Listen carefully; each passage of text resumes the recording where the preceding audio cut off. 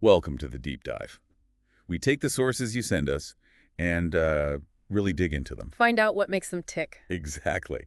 And today, we're diving into a document one of you sent about organized crime, specifically the Lucchese crime family's Brooklyn Faction. Right, it's quite a detailed piece. Covers the history, the structure, key players. Our job, really, is to pull out the most important bits, the stuff you really need to know about this specific group. Yeah, unpack the essential story. Okay, so let's start at the beginning. The document says the roots go way back, like to the 1930s, tied to the start of the Lucchese family itself, originating in Canarsie, Brooklyn. That's right. And their territory wasn't small either.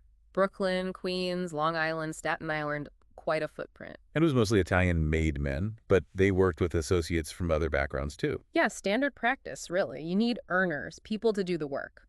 And the work itself, well, the list is long. The document lays it out. Yeah. Racketeering, bookmaking, loan sharking, extortion, gambling. Burglary, cargo theft, counterfeit goods, murder, smuggling, fencing. Union corruption, hotel jobs, hijacking, jewelry heists. I mean, it's a whole 9 yards of organized crime. Very diversified business model, you could say. Absolutely. And they weren't operating in a vacuum. The document mentions alliances with the other big New York families, Gambino, Genovese, Bonanno, Colombo. So some level of cooperation, or at least understanding between the major players. Right. But also rivalries, though the document doesn't specify which gangs. It just hints at that constant conflict bubbling under the surface. Okay, so that's the general backdrop.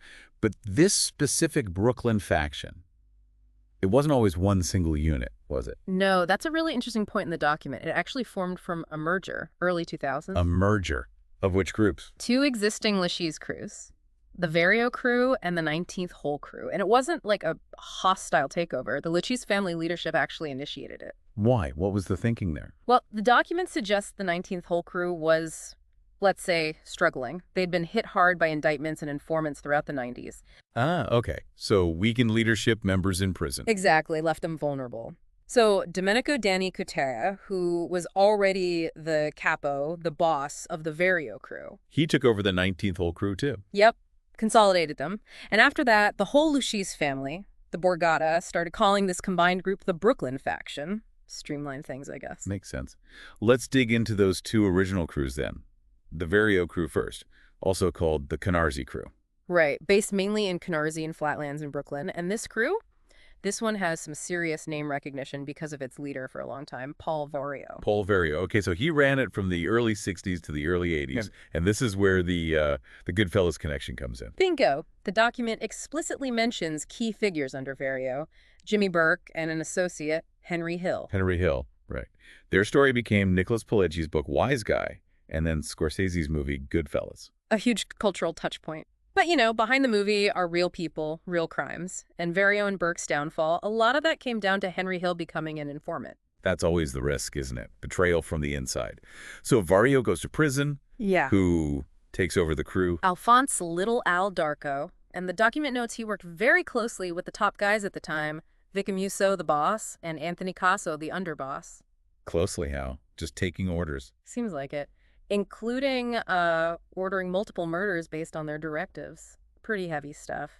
Then Amuso and Casso went into hiding in '91. And Darko became acting boss.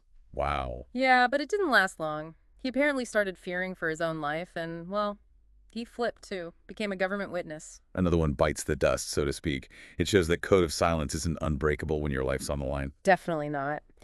So after Darko, the crew eventually went to Domenico Danny Cutera, the same guy who later handled the merger. He apparently brought some stability back, at least until his health started failing later on in the late 2000s. Okay, so that's the Vario crew's trajectory.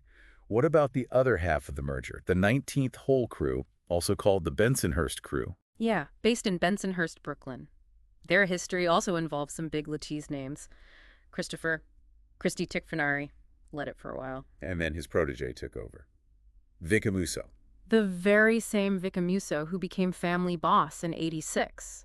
And his time as boss, alongside Anthony Casso, the document calls it one of the most violent periods in the family's history, like potentially 100 murders attributed to their reign. 100, that's staggering. Just brutal. It really paints a picture. But Casso himself ended up in prison in '93, and guess what? Don't tell me. He flipped too. Became an informant. high-ranking one. So with him gone and many others locked up, the 19th hole crew was pretty much decimated, which again explains why they were ripe for that merger with Vario's crew. It all connects. The document also mentions an earlier figure, Salvatore Curiel, Don Torito. Yeah, an early Brooklyn mobster, even before things were fully formalized. From Sicily. Joined the Lucchese family later on, stepped down as capo in the 60s. And he recommended someone named Joseph Schiavo to take his place. He did, but Schiavo turned it down and suggested Paul Vario instead. Interesting little detail, shows how those internal recommendations worked. And Schiavo stayed involved. As an advisor to Vario, yeah. And he was apparently in the garment business with Curiel and even Tommy Lucchese himself. Shows those links between legitimate and illegitimate stuff. Okay, back to Vario. The document really paints him as a powerhouse. Made man in '62, capo quickly after. And his headquarters. That bar, Gefkin's, and a junkyard. The junkyard on Avenue D in Canarsie sounds like the real nerve center. Hijackings, loan sharking, bookmaking, fencing stolen goods, all run out of there. Sounds like it, millions flowing through there. And they were big into hijacking at JFK Airport. Huge. Extorting shippers, airlines, plus massive loan sharking and bookmaking across Brooklyn, Queens, Long Island. Vario had his fingers in a lot of pies. And he had key associates, right? Like James Jimmy Burke. Right.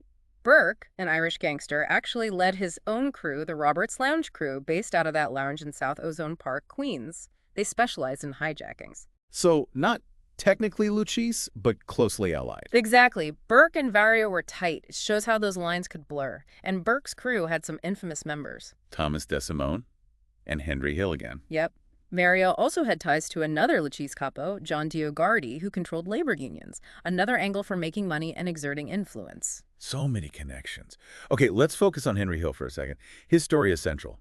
Drug trafficking. Big time, according to the document. Amphetamines, cocaine, heroin, marijuana. Worked with his wife Karen, others. Started selling heroin with Jimmy Burke in early '79. And that led to his downfall. Pretty directly. He got arrested for drug dealing in 1980, faced serious time. And chose to cooperate instead. Became an informant. Yeah. To avoid those life sentences, his testimony apparently led to about 50 convictions. Huge impact. And the document mentions a murder connected to this. Robert Germain Jr. Yeah, really dark. Germain was an informant, son of one of Hill's drug partners. The document says Angelo Cipe murdered him on Jimmy Burke's orders. A brutal message about snitching. Absolutely chilling. So, what happened to Vario and Burke in the end? Burke got hit hard. 20 years for fixing sports games, plus a life sentence for murdering Richard Eaton. Vario got 12.5 years in something called the Ken Rack trial. Took them both off the streets. Which brings us back to the leadership changes in the Vario crew after he was gone. Right. Darko takes over, works with Amuso and Casso, becomes acting boss, then flips. Then Louis Dadone had a brief run. Yeah, acting and then official capo for a short time. Then Domenico Danny Cutaya steps in, brings some stability. Until he gets locked up sometimes, and you have acting capos like John Bodanza and Johnny Sideburns Sorella filling in. It's like musical chairs. Pretty much, constant churn. And looking back at the 19th hole crew's leadership, similar story. Christy Ticfanari gets promoted, then imprisoned. Vic Amuso becomes boss, brings the violence. Yeah. Anthony Casso gets promoted, then flips. Then you have guys like Robert Bobby Amuso, a big Frank Lastarino leading briefly. Peter Fat Pete Kyoto gets shot, survives, becomes a witness. Wow. Richie the Tupe Pagliarulo gets locked up. Acting capos like Nicky Edkins DiCostanzo, Eugene Boopsy Castell. Georgie Nick Zappola spends time as a fugitive, gets caught. Georgie Goggles, Conti leads briefly, gets imprisoned. And then Joey Flowers, Pangor leads, gets arrested. And his crew merges first with another one, then finally with the Vario crew under Cutaya.